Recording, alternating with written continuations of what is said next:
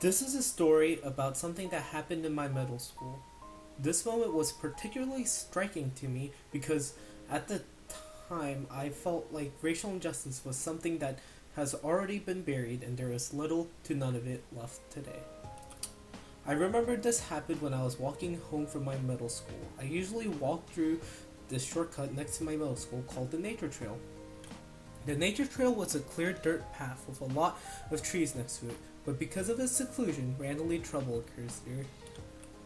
At the end of the trail, it connects to some small neighborhood which connects to a road with many neighborhoods, in which one of them I reside in. Not to worry though, because the nature trail has never been dangerous for me because we middle school students usually just go home as a pack when school's out.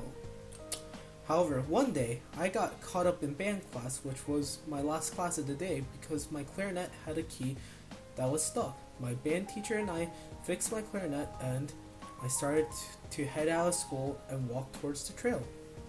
I normally walk through the trail enjoying the luscious greenery and the freshness in the air, but then came across some bullying happening at the end of the trail. I stayed semi-hidden in the trail and listened to what was happening. Some of the high school boys in the Ford truck were making taunts against this African American girl. They were spouting racist words and also just saying plain rude things.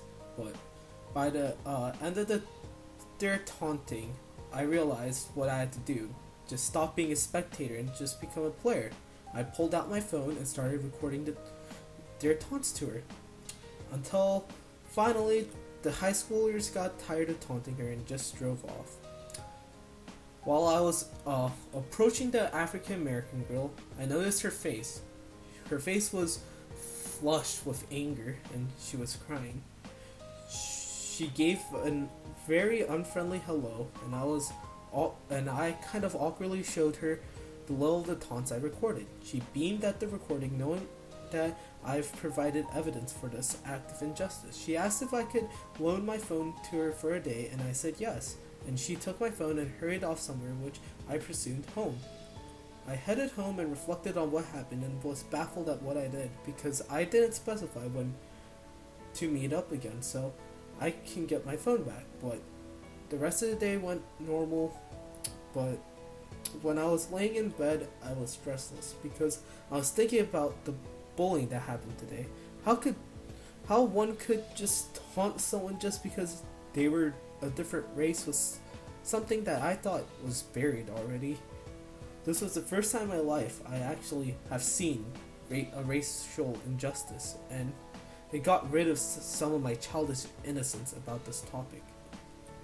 The next day proceeded normally, and I was still worried about getting my phone back.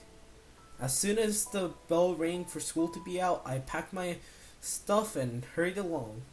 I briskly sped through the nature trail and arrived at the exact spot where I saw the bullying happen, but the girl wasn't there. I was contemplating on what to do next. Should I wait here? Or maybe I should write multiple notes around the neighborhood and hope she sees it. But I chose to just sit there. After about 30 minutes, I almost gave up. But then, I saw a red Honda car approach and I saw the girl and her parents there. She had a much brighter face that day. She and her parents apologized for making me wait, and they also thanked me for recording the injustice and for loaning my phone. She handed me my phone back and also handed me a bag of freshly baked cookies. I asked what happened to the high schoolers, and apparently they got detention and also have to attend some cultural class for their actions.